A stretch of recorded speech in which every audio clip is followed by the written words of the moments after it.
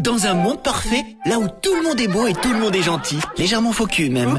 Là où tout rentre dans des cases, rien ne dépasse, rien ne déborde. Là où le politiquement correct est le maître mot, où tout le monde fait attention à ce qu'il dit. On ne sait jamais, oh là là. Eh bien là, précisément là, vous ne trouverez pas l'équipe de l'hebdo. Maintenant revenons en arrière. Dans un monde qui est loin d'être parfait, là où tout le monde parle comme dans la vie, alors là, oui, ils sont là. Tout le monde est prêt? Alors, bienvenue chez vous, bienvenue dans l'hebdo sur Radio 2M.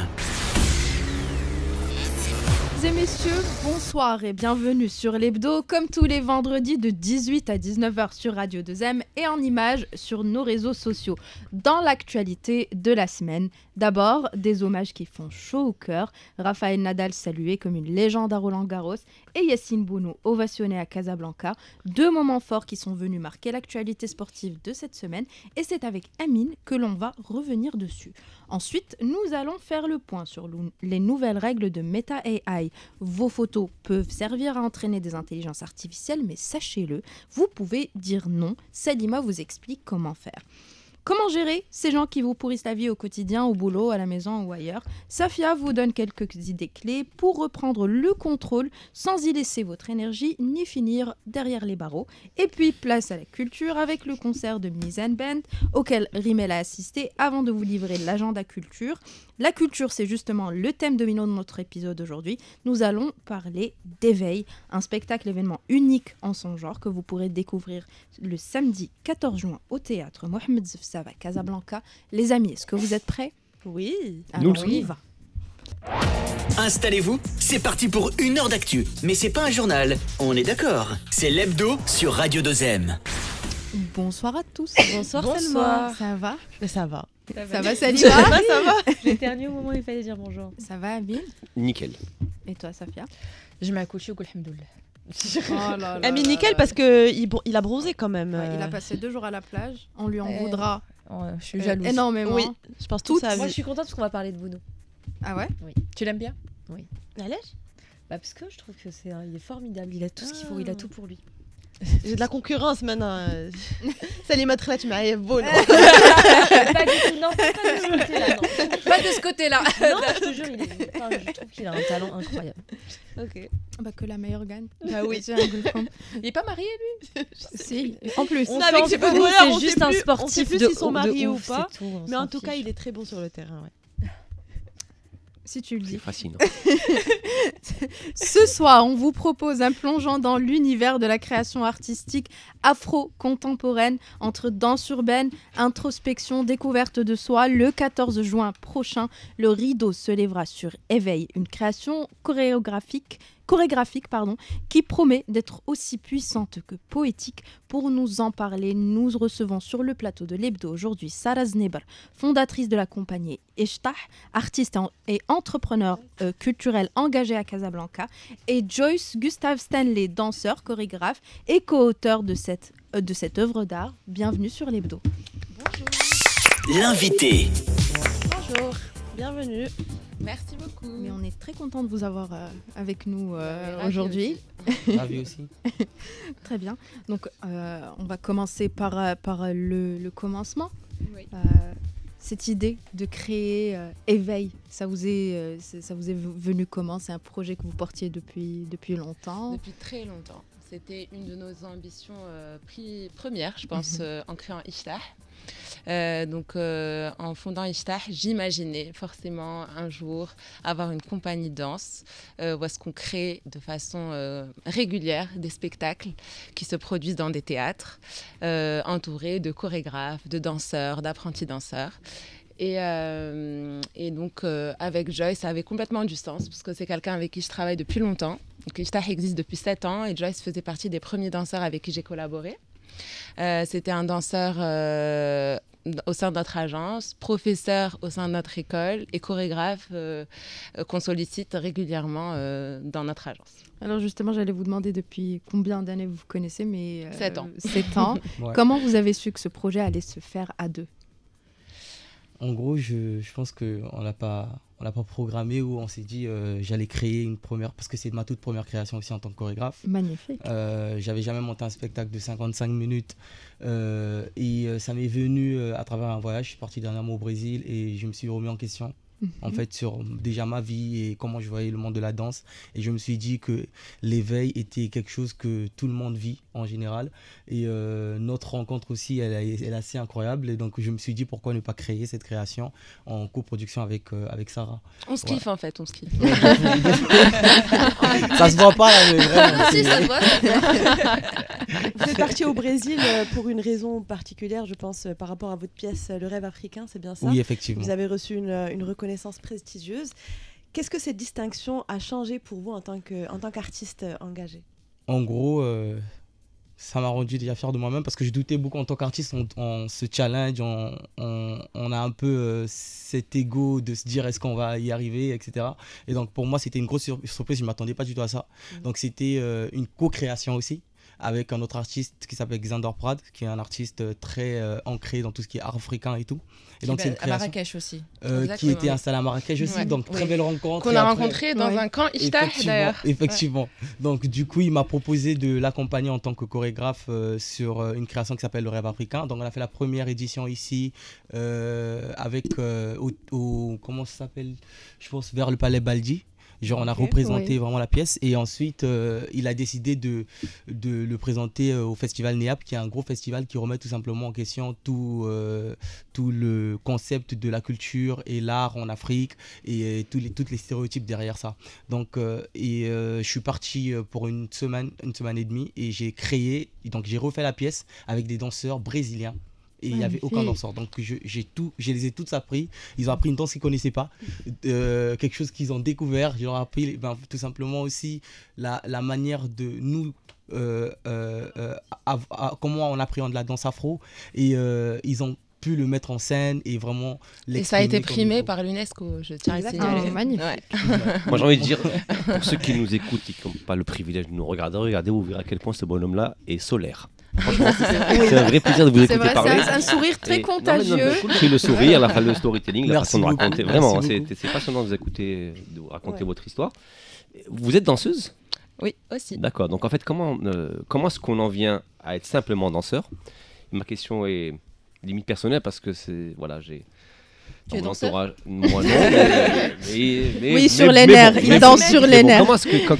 Comment est-ce qu'on passe du statut de danseur passionné à entrepreneur dans la danse? Parce que moi je pense qu'il y a peut-être des gens qui nous écoutent, des jeunes filles, des jeunes garçons aujourd'hui qui sont à la croisée des chemins et qui se disent peut-être que je vais devoir arrêter parce que je peux pas aller plus loin. Comment est-ce que vous avez franchi le pas, vous?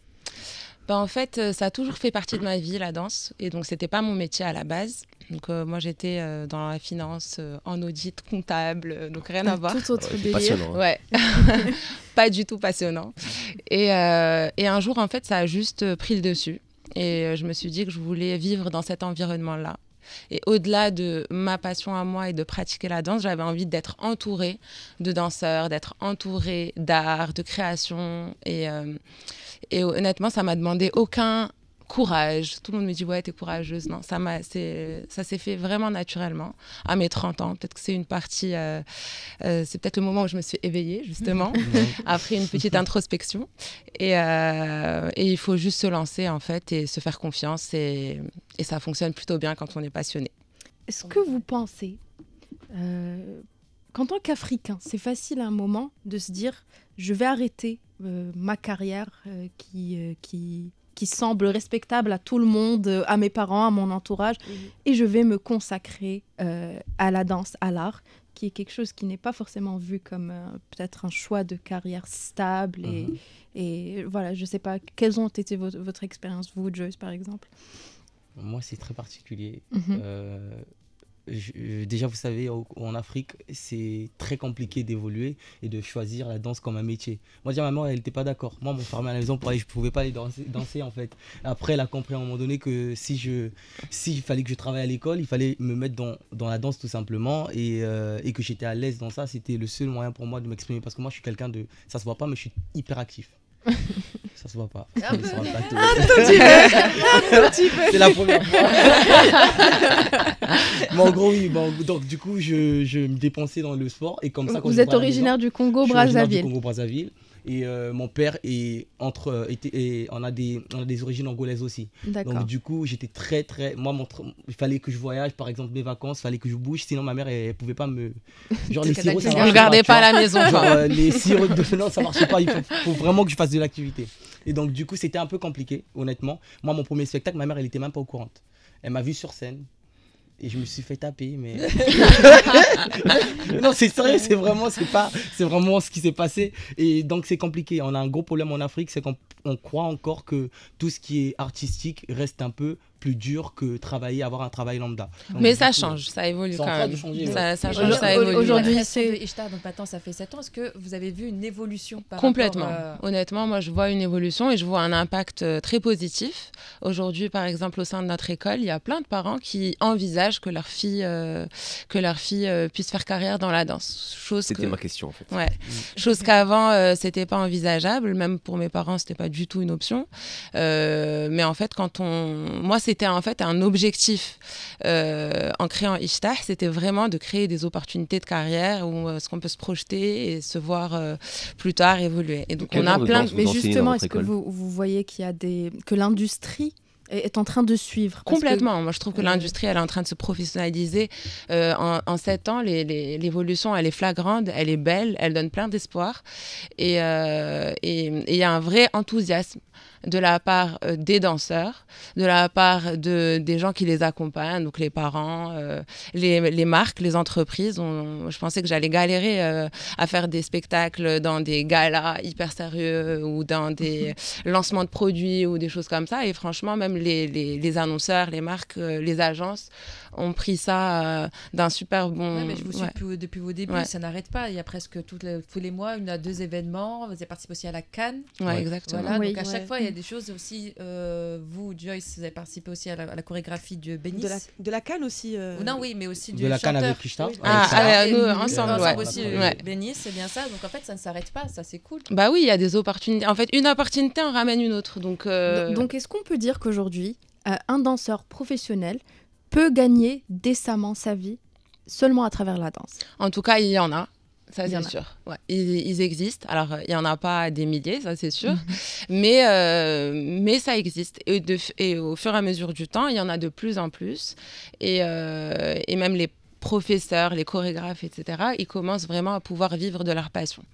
Et décemment. Ouais. Comment ça se passe avec vos parents aujourd'hui? Très bien. Bah, il a grandi depuis. Maintenant que je l'appelle, il vous suit, il vous paye le loyer. Mais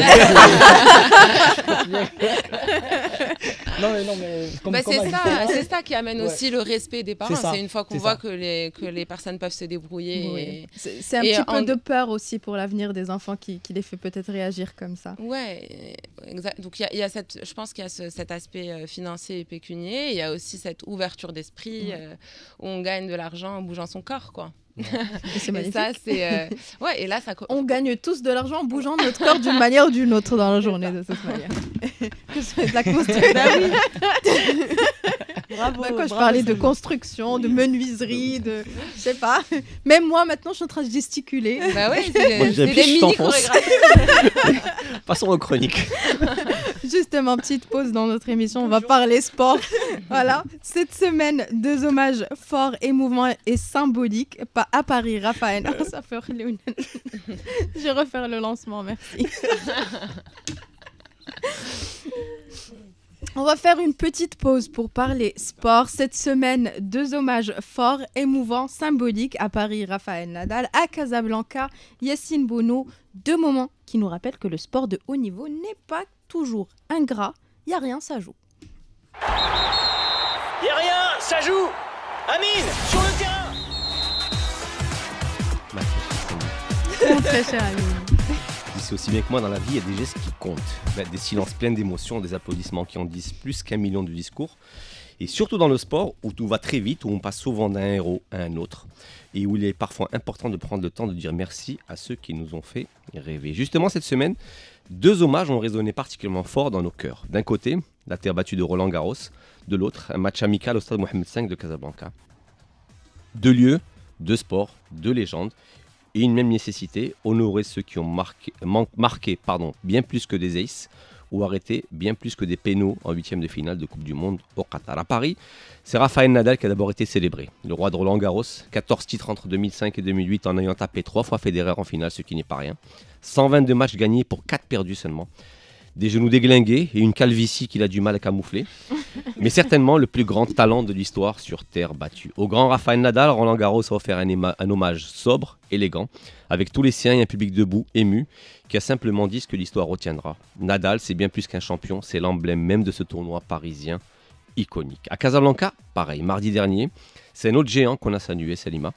Yacine Bounou, notre gardien de l'équipe nationale, passé par Séville, actuellement le Hilal Saoudi, et surtout ancien du Wydad, qui a reçu les honneurs du club casablancais et de tout son public. On parle de à peu près 50 000 personnes. J'y étais, franchement, ça a été magique. Cet hommage, il l'a pas reçu pour un titre, pas pour un arrêt décisif en particulier, mais pour une trajectoire, pour avoir porté le Maroc jusqu'aux demi-finales d'une Coupe du Monde au Qatar, pour avoir fait gagner à Séville quasiment lui seul une Coupe d'Europe, et pour avoir fait briller son pays sans jamais oublier d'où il venait. Du Wydad de Casablanca en l'occurrence, qu'il a fêté comme jamais jusqu'à lui faire couler une petite larmichette qu'il a discrètement essuyée du coin de l'index. Parce que là aussi, l'émotion était palpable, les chants assourdissants et les applaudissements sincères. Ces deux moments nous rappellent une chose essentielle, Selma. La reconnaissance et l'hommage ne sont pas une option. Trop souvent, le sport brûle ce qu'il a adoré. Il oublie, il zappe, il passe à autre chose. On célèbre les nouveaux prodiges, les statistiques, les transferts. Et on oublie ceux qui ont écrit les plus belles pages de notre histoire. Ceux qui nous ont fait vibrer, pleurer et espérer. Alors quand un tournoi ou un club prend le temps de dire merci, ça compte, ça inspire. Ça montre aux jeunes que vous êtes que la loyauté, la transmission, l'héritage aussi sont des victoires, peut-être même les plus grandes. L'un a pris sa retraite, l'autre est encore en activité. Il pourrait même aller nous chercher en janvier prochain cette seconde CAN après laquelle on court depuis 1976. Mais Nadal et Bounou sont définitivement des légendes entrées dans le cœur de tous, qu'on a donc honoré comme il se doit. Je suis très émue, cela dit. Quel est le point commun entre Rafael Nadal et Yacine Bounou? L'hommage. Non. non, pas l'hommage. Dis-moi, les cheveux? Non. Tous les deux gagnent leur vie en bougeant leur corps. Ah oui. C'est vrai. Non. Sur ce coup-là, en fait, c'est le meilleur exemple. Bravo, tu as raison. Par contre, alors je trouve l'hommage, il était très bien et tout. Mais celui de Bounou ou celui de Nadal? Celui de Bounou, il était très bien, mythico et tout ça. Ouais. Mais je trouve ça quand même grand pour un joueur qui a passé que 2 ans au sein du club. Parce que Bounou, il a passé que... Il n'a pas que 2 ans, mais c'est la réalité. C'est vrai, en fait, c'est pas. Il était entre 2010 et 2012. Ouais, c'est vrai qu'il a passé que 2 ans dans l'équipe première, mais il a passé un paquet d'années en tant que jeune remplaçant parce qu'il a commencé sa carrière au Wydad. Et il faut pas oublier qu'il a une particularité, c'est que son premier match officiel, ou un de ses premiers en tout cas, c'est une finale de Champions League. Bon, qui perd contre les Tunisiens, effectivement. Donc on est venu, on l'a pris, on l'a jeté dans le grand bain. Et puis honnêtement, je pense que sur le moment, on a voulu célébrer un enfant du club parce que c'est vraiment un enfant du club qui a fait de très grandes choses, à savoir une demi-finale de Coupe du Monde. Je vous rappelle notre sujet du jour, le spectacle Éveil. On va s'intéresser un petit peu à comment vous avez construit ce spectacle, comment vous l'avez écrit, comment vous avez sélectionné les danseurs, comment vous l'avez imaginé, conceptualisé. Donc depuis le début jusqu'à... Okay. Je vais te laisser la parole quand même, Sarah. Je démarre et tu continues. Donc en fait, ce qu'on a voulu faire dès le départ, donc c'est la ligne directive, c'était un spectacle inclusif à tout niveau. Donc on voulait qu'il n'y ait pas que des danseurs professionnels. Donc avoir un travail qui soit vraiment complet, où est-ce qu'on fait appel à des danseurs apprentis danseurs, jeunes. D'accord. Donc on a pris 2 élèves de l'école. Parmi le casting et des danseurs professionnels. Donc il y a plusieurs niveaux et l'idée c'est d'harmoniser à travers un travail incroyable qu'a fait Joyce pour mettre à niveau tous ces gens et délivrer un message. Donc on n'est pas que dans de la performance technique. Il y a un vrai message à délivrer, une vraie histoire à raconter. Et ça, on fait appel à d'autres sens que de la technique. Donc ça, c'est pour les niveaux. Aussi, on voulait faire appel à différentes cultures.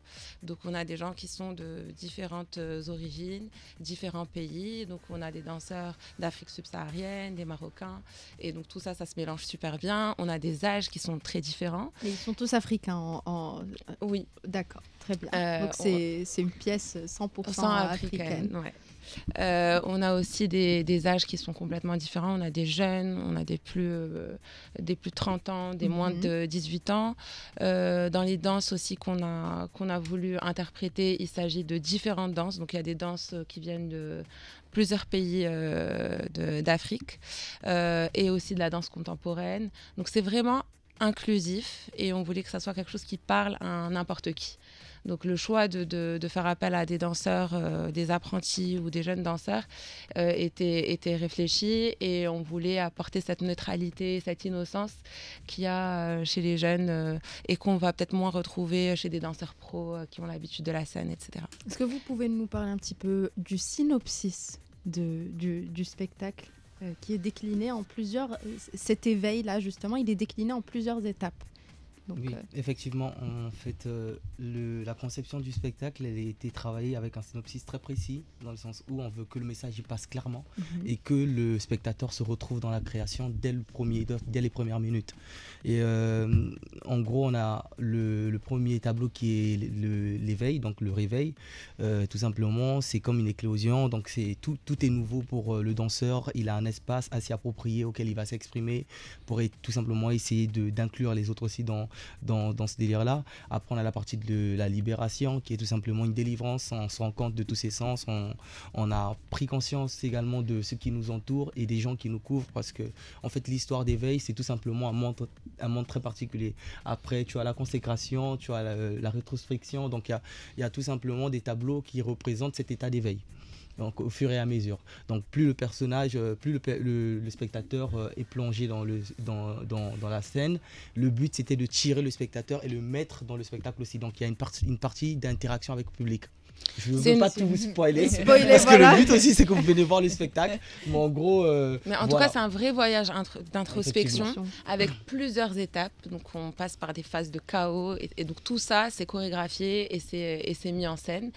On vous en dit pas plus parce que c'est un peu compliqué quand on rentre dans la tête de Joyce de voir les différentes étapes. C'est beaucoup plus clair quand on le voit en vrai. L'hyperactivité parle d'elle-même. Exactement.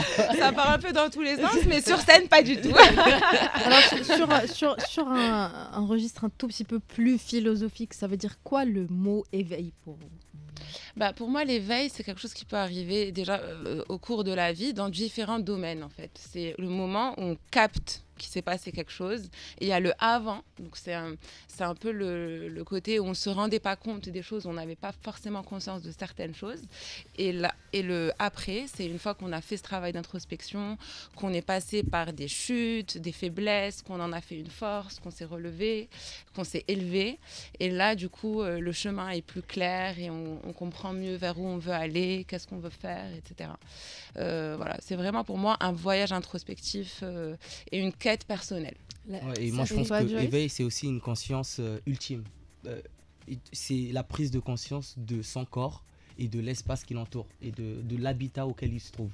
Donc, une fois qu'on est éveillé, en fait, le tableau final explique tout simplement l'accomplissement de cette personne-là en soi.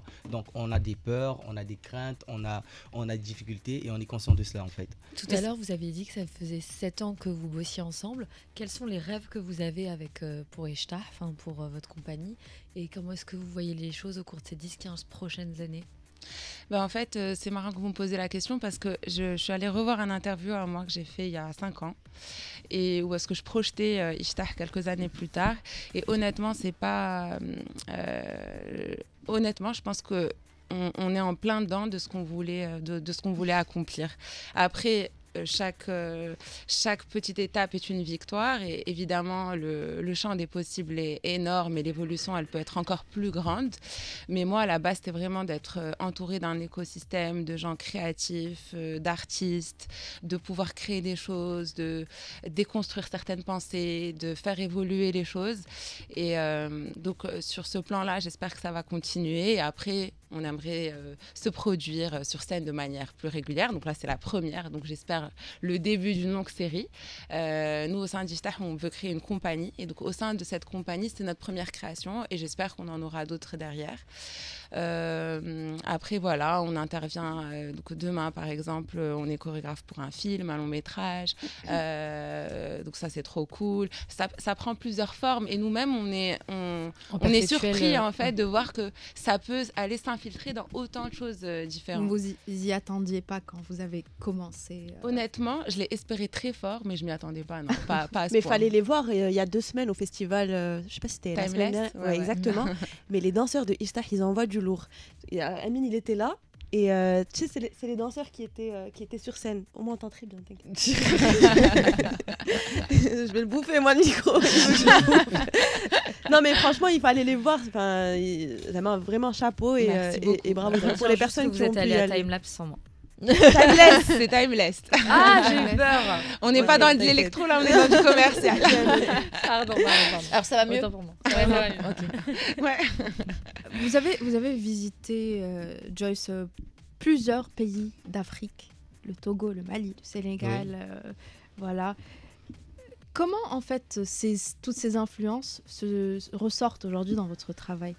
Ça se ressort dans ma manière de danser, énormément, ça se voit. En fait, j'arrive à danser un peu toutes les danses en fait d'Afrique parce que je me suis perfectionné en ça. J'ai eu la chance de voyager dans beaucoup de pays africains et quand je voyageais, c'était pas pour des vacances. Je partais un peu plus j'étais vraiment curieux envers les cultures de ces pays-là et aussi envers leur danse parce que pour moi, quand tu es amoureux et passionné, il faut aller chercher plus loin.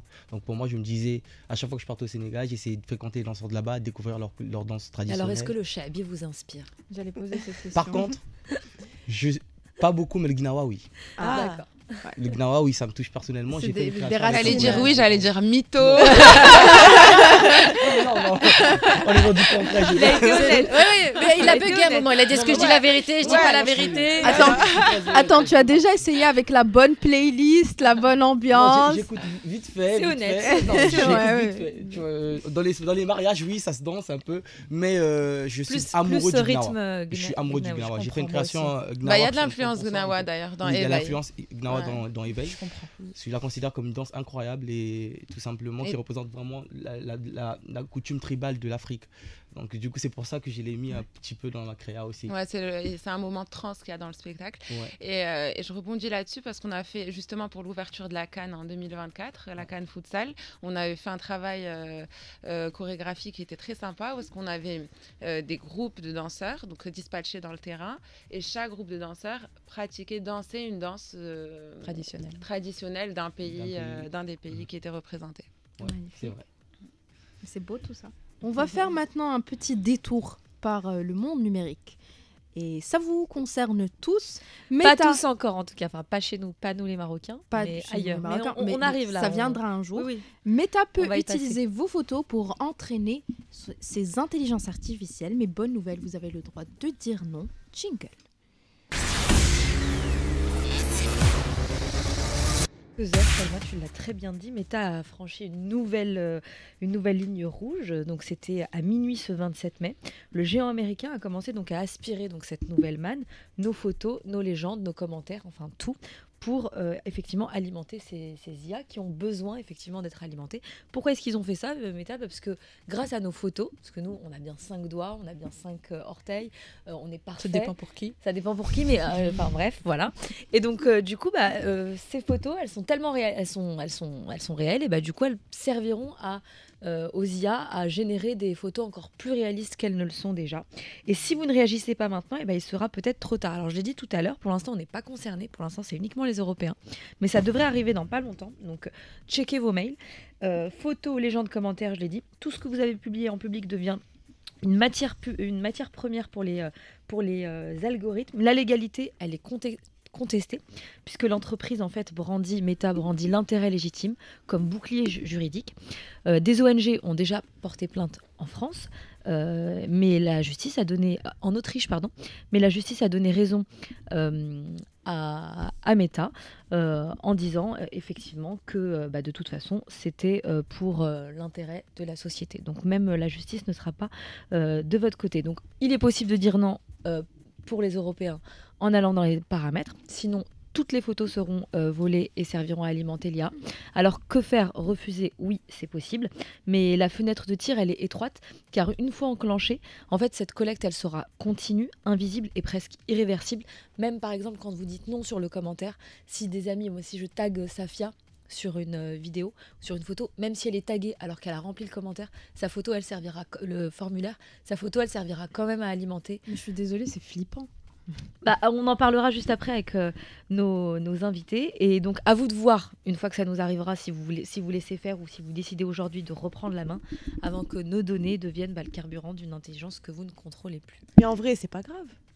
Voilà, soit ça dérange, moi personnellement ça me dérange pas. Mais ça me rassure parce que moi depuis que j'ai vu le 27, j'arrêtais pas d'essayer de trouver le truc pour décocher opposé, mais je trouvais pas. Je me dis mais c'est pas normal. Parce qu'on n'est pas encore confirmé. Merde, tu sais quoi, c'est pas. Ça vous fait flipper alors. Ça vous est égal. Total Fil, tu voulais l'enlever? Bah non, moi perso ça me fait flipper, ouais. Pourtant on est quand même pas mal sur les réseaux, on met plein de vidéos, mais j'aime bien quand c'est contrôlé. Et toi, Joyce? Ouais, ça fait flipper, c'est sûr. Genre moi j'ai peur pour nos photothèques en fait. On se dit est-ce que ça va aller jusqu'à là? Je sais pas. Sur Instagram, je sais pas. Ouais, j'ai peur qu'on les utilise pour faire autre chose avec. C'est-à-dire que quand on les poste, on sait que ça va dans ce sens-là, que c'est publié pour, par exemple, montrer certaines chorégraphies, certains lieux, certains endroits, mais que l'intelligence artificielle la récupère et en fait un peu ce qu'elle veut pour qu'une autre personne la diffuse dans un autre contexte. Moi, c'est ça qui me dérange. Ouais, surtout... Moi, je me dis que parmi les métiers rares qui vont vraiment survivre à l'intelligence artificielle, c'est le métier de danseur. Surtout que, petit détail qui a toute son importance, dans le communiqué, Meta a précisé que même si vous remplissez le formulaire, il n'est pas certain que vos photos ne soient pas exploitées. Donc ça peut... Ils vont contourner. Je sais pas. Ça fait, on va supprimer tous nos comptes et on va aller vivre en ermite et c'est tout, hein, c'est ce qui reste. Moi, je pense que tu as posté reste dans le domaine public. Oh là là. C'est trop tard, ça y est. Si je l'avais su, je sais pas moi, en 2010. C'est trop tard. 2010, j'ai commencé à naviguer sur trop Internet. tard. Et voilà.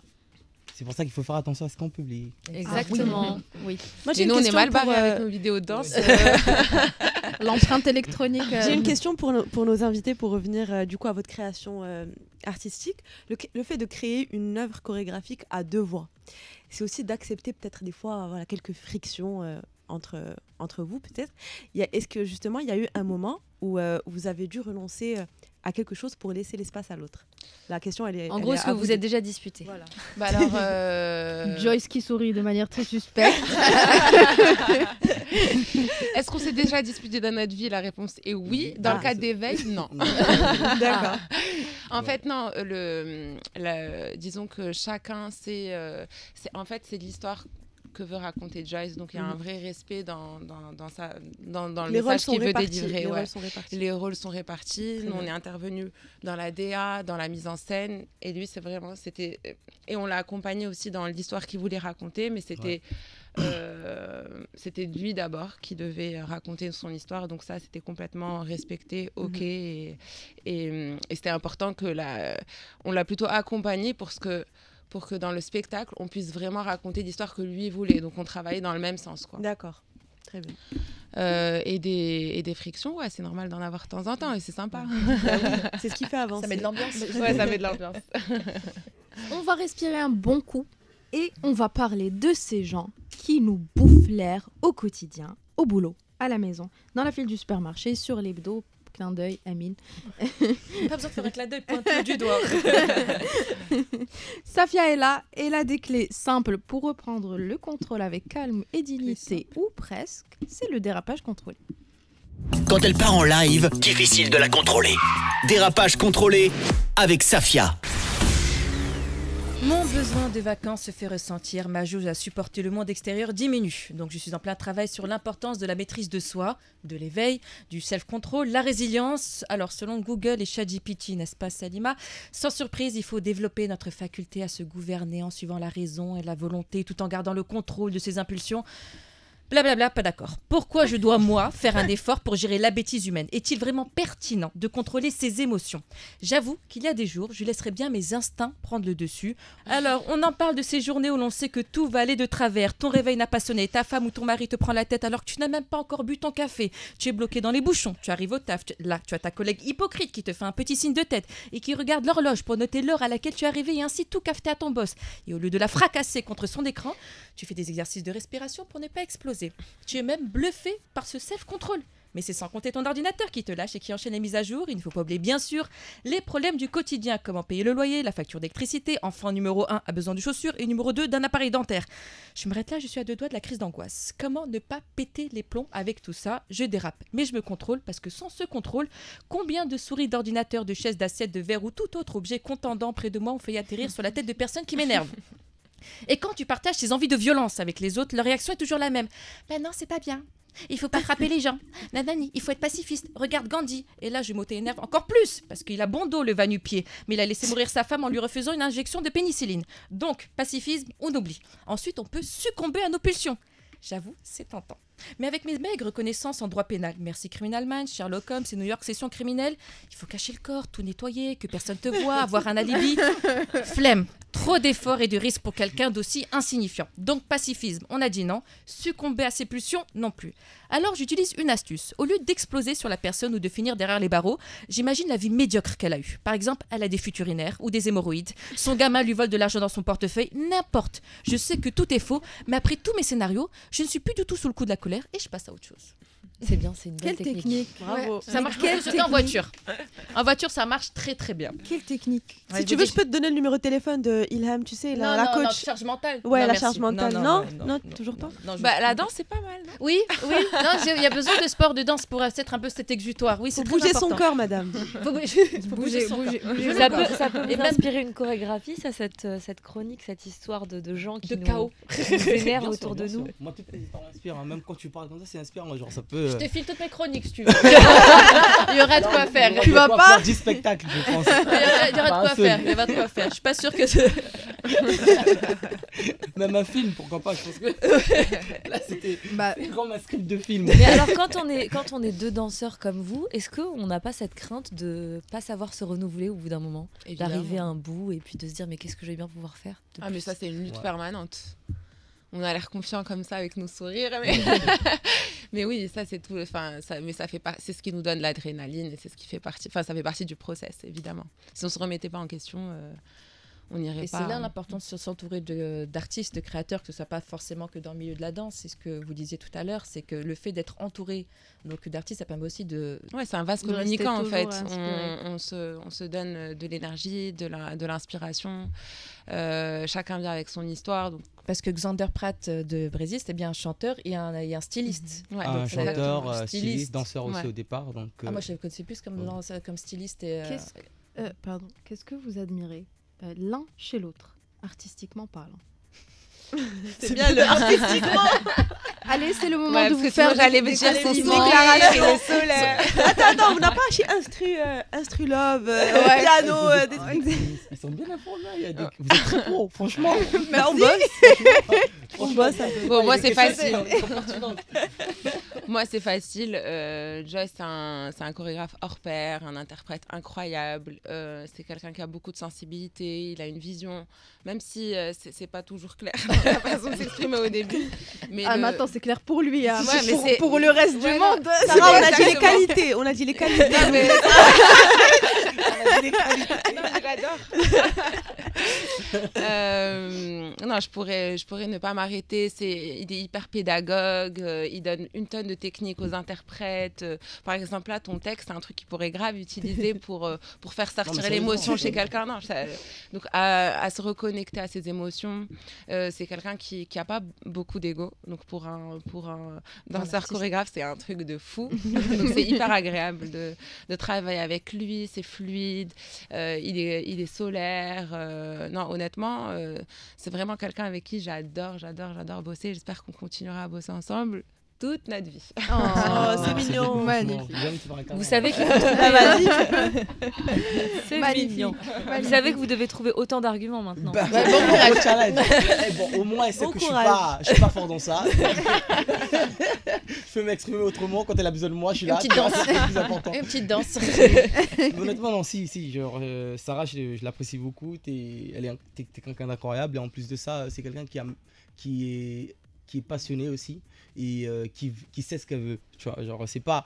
Elle sait vraiment ce qu'elle veut et quand elle veut quelque chose, elle s'applique. Et moi, j'adore ce genre de comportement et comment les gens ils veulent aller au bout des choses, tu vois. Même si elle peut pas faire quelque chose, elle viendra te dire je peux pas le faire. Voilà, sa détermination, effectivement. Merci beaucoup.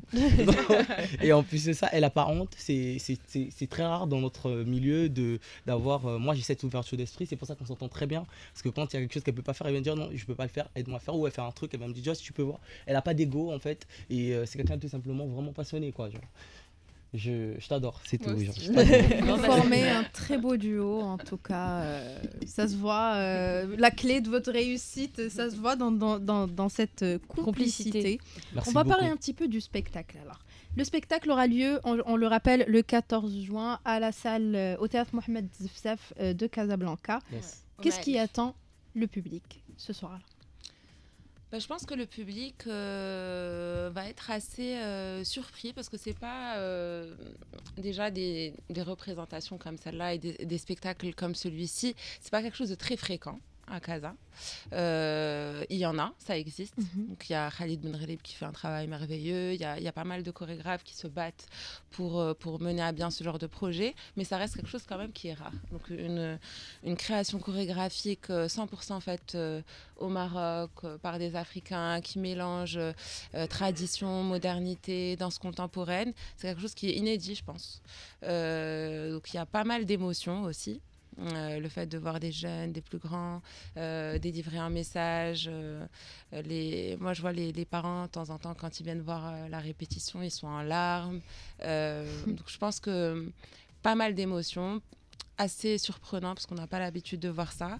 Et puis, on a envie de s'inscrire aussi dans les sorties culturelles, faire partie de la programmation artistique au Maroc. Alors, justement, je me demandais si vous prévoyez peut-être, si c'est dans vos projets, une tournée, d'autres représentations d'éveil dans d'autres villes du Maroc. Oui, là, on a pour objectif d'aller dans 5 villes différentes actuellement, mais on aimerait bien pousser les choses et faire encore plus et peut-être même aller aussi à l'international, se produire dans des festivals à l'étranger également et représenter le Maroc dans ce genre de festival. Et Chter, est-ce que tu travailles avec d'autres écoles de danse pour pouvoir un peu avoir tout le vivier en fait de danseurs qu'il y a au Maroc? En fait, c'est pas vraiment avec des autres écoles. Donc bien sûr, il y a des écoles partenaires avec qui on a l'habitude de travailler, mais là, c'est plutôt avec la communauté de danseurs. Donc via notre agence, on a la possibilité de connecter avec plusieurs danseurs qui sont amenés à travailler dans différentes institutions, etc. Donc oui, bien sûr, jusqu'à aujourd'hui, on a travaillé à peu près avec 70 danseurs au Maroc qui viennent de villes différentes, d'écoles différentes. Vous avez dit tout à l'heure que notre vie était était un éveil perpétuel. Oui. Il s'adresse à qui, vous pensez? Est-ce qu'il peut s'adresser aux ados, aux personnes très âgées? Quand vous avez imaginé votre spectacle, vous avez une cible particulière ou au contraire vous avez voulu élargir? Honnêtement, pas du tout. L'idée était déjà de monter ce spectacle et de vraiment déjà exprimer ce que j'avais envie d'exprimer à travers cette créa. Ensuite, je pense que cette créa peut parler à tout le monde. Et je pense pas que quand on regarde un match de foot, on imagine que ce sera peut-être un vieux avec, je sais pas, genre avec son thé qui est en train de regarder que du foot. Vous l'avez pensé pour toutes les tranches d'âge. Pour toutes les tranches d'âge. Donc je pense que ce spectacle peut parler à un passionné de hip-hop, un passionné de danse contemporaine, un passionné ou tout simplement une personne qui a rien à voir avec la danse aussi. Parce que c'est le message qui passe et pour moi c'était très important de garder ça. C'est pour ça qu'aussi dans la créa on essayait de pas trop être vraiment à fond dans la danse parce que je ne vise pas moi passer le message à travers que les danseurs. Pour moi il faut qu'il parle à un public plus élargi parce que je veux vraiment que la créa, je trouve que éveil c'est l'histoire de tout le monde. Donc je pense qu'il fallait trouver la force et la technique pour pouvoir faire passer le message et que tout le monde puisse se retenir devant ce spectacle. Donc importe une pièce de théâtre. Voilà. Danser. Effectivement. C'est un très bon résumé ça. C'est entre une pièce de théâtre, peut-être un film, une introspection. Et c'est sûr que ça peut parler à tout le monde et tout le monde devrait passer par ce genre de remise en question, etc. Donc, Vous êtes combien sur scène? Je ne sais pas si ça a déjà été dit. Non. Vous êtes combien sur scène? On est 13 interprètes. Ouais, 13 interprètes sur scène, oui. de différentes tranches d'âge, différents niveaux de professionnalisme ou d'amateurisme aussi. Oui. Après, une fois que le danseur est mis sur scène, moi je considère un danseur comme un professionnel une fois qu'il est mis et qu'il a eu une période de travail appropriée sur un genre de travail. Ouais, ils ont eu quand même 300 heures de répétition. 300 heures de répétition, c'est pas pour moi, tu deviens pro à ce niveau-là, à ce moment-là. Et à 2 semaines du rendez-vous, est-ce qu'il y a encore des petits réglages là ou est-ce que vous êtes prêts? On continue de bosser jusqu'à 1 minute avant, il y aura toujours un réglage à faire. On se dit qu'on est jamais prêt jusqu'au jour du spectacle. C'est surtout les petites heures d'avant où vous allez voir que il y a un truc qui cloche ici, il y a un détail qui n'a pas encore été... On vous le souhaite. Mais vous avez fait le plus gros. Non, bien sûr qu'on a fait le plus gros, mais même pendant, en général, même quand il y a des tournées, il y a toujours des choses qui évoluent, même entre les dates. Il y a un truc qui s'est passé sur scène, et on va vouloir peut-être, je sais pas, il y a un truc qui se passe mal sur scène, et au final, on trouve ça top et on veut le garder. C'est ça, effectivement. Donc, on est constamment en train de bouger, en train de faire évoluer, en train de construire. Vous mesurez les réactions du public, j'imagine, à chaque fois que vous représentez. Oui, bien sûr, les retours, ça c'est sûr et certain, ouais. Après, c'est pas non. On a fait une sortie de résidence déjà l'année dernière. On s'est déjà produit. On a fait une version courte de ce spectacle. Une version courte pour montrer tout simplement l'œil et le clin d'œil se réveille et pour préparer cette date-là. Et je pense qu'aussi durant une création, elle évolue au fil d'année et aussi on se rend plus. Donc en fait, tu as plus de visuels sur ce que tu veux raconter. Je vais donner un exemple. L'année dernière, il y a eu un tableau par exemple qui s'est rajouté. Parce que je trouvais que c'était une histoire qui manquait dans la créa. Donc c'est comme ça au fur et à mesure. C'est un perpétuel rodage. Oui, c'est effectivement. Pour la rendre plus propre, plus nickel, plus donc plus voilà, c'est du renouvellement perpétuel. Toi qui avais posé la question sur être incapable de se renouveler. C'est le moment, vu qu'il nous reste quelques petites minutes, et que le temps passe vite quand on est en bonne compagnie, c'est le moment de l'agenda culture. Mais avant, Rimel est allé assister au concert de Mizan Band, une soirée pleine de sons, d'émotions, de bonnes vibrations. Et nous raconte tout ça ce week-end en culture. Week-end en culture. Oui, parce que la semaine dernière, je vous parlais de l'un de mes groupes favoris, donc Mizan Band. Et je suis allée les voir en concert et ça s'est passé au Boultec de Casa. Alors pour ceux et celles qui ne les connaissent pas encore, Mizan, c'est un groupe absolument unique en son genre. Il mélange avec une aisance incroyable la musique latine et les sonorités marocaines. Une vraie fusion portée par des artistes hyper talentueux, donc chacun avec sa propre touche, sa propre virtuosité. Leur spécialité, c'est mixer donc les rythmes latinos, donc on parle de salsa, samba, flamenco, et j'en passe, avec des sonorités donc bien de chez nous, version maghrébine. Bref, vous l'aurez compris, j'ai passé un moment de folie, et je vous le redis encore une fois, donc si Mizan passe près de chez vous, n'attendez pas qu'on vous raconte, allez-y, parce que vos oreilles vous diront merci, et la preuve en extrait.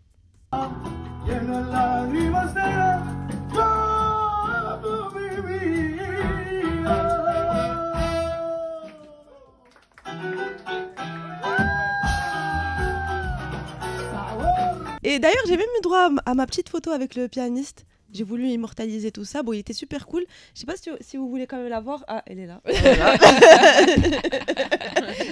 Rimel, la seule qui raconte ses week-ends dans sa chronique. J'adore. C'est magnifique. J'adore. Et on enchaîne maintenant avec les meilleurs events de ce week-end. On commence à Rabat avec le Summer Sound Festival. Donc, c'est un festival de 3 jours qui a déjà commencé hier. D'ailleurs, hier, il y avait donc la légende de la musique cubaine, Eliades Ochoa, membre du groupe Buena Vista. Ils étaient, je pense, l'année dernière, ou la Maatoul de Klam, qui a festival Gnawa. Gnawa, il y a 2 ans. Il y a 2 ans. Il y a 2 ans, c'était à Gnawa. Et puis ce soir, il y aura le chanteur Franglish. Et puis demain, ils finissent en beauté avec le rappeur Nino. Il y a aussi énormément de choses à faire et à voir. Je vous invite à checker leur page Insta de Summer Sound Festival. Vous trouverez tout le programme. On part maintenant à Marrakech, les amis. Le magicien Kader Bueno monte sur scène ce soir au Gravity Park à 20h. Donc, il a démarré je pense, donc c'est à 20h. Et puis, on revient à Casa pour clap de fin du festival du rire Comédia Blanca. Donc, ça sera aussi ce soir. Donc, le gala arabophone avec Hanan Fadeli, Oussama Ramzi, Richa Kitian et plein d'autres humoristes hyper talentueux. J'y étais, pas sur scène. Montre-nous ton beau bracelet. Voilà. Ah, oui. Et ce soir, ça sera autour des francophones, donc signé par des humoristes qui viennent de partout.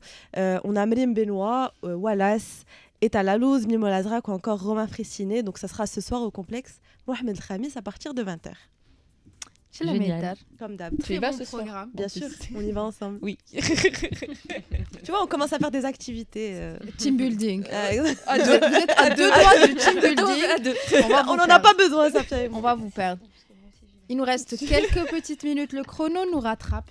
Pour conclure, je vais vous demander 2 questions.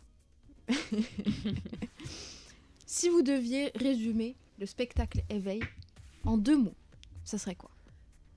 Allez, on dit un mot chacun. Moi, je dis voyage.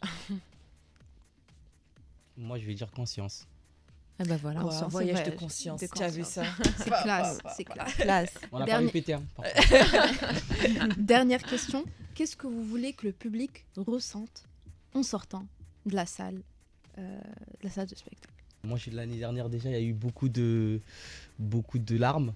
C'était intéressant, moi, ça me fait vraiment plaisir. Déjà, les danseurs, faut savoir que moi, quand j'étais en création, je danse pas beaucoup. Je danse au début pour apprendre vraiment les mouvements et tout ça, mais je suis plutôt dans la manière de voir le danseur danser et comment l'orienter pour aller dans ce que je veux, etc., etc. Et donc, du coup, j'ai pas beaucoup dansé avec eux. Et j'ai dansé, moi, une semaine avant le spectacle. Mais à fond, parce qu'il y avait un tableau qu'il fallait vraiment que je m'exprime, etc. Donc du coup, ça a été un boom pour les danseurs avec moi sur scène, parce qu'ils ne s'attendaient pas à ça, parce qu'on n'avait pas trop répété, ils ne savaient pas ce que j'allais faire, parce que j'ai un tableau qui durait au moins 1 minute, auquel je faisais de l'impro. Donc du coup, c'était touchant déjà pour les danseurs, on était rentrés tous en transe sur scène. C'était incroyable, et donc le public l'a ressenti aussi.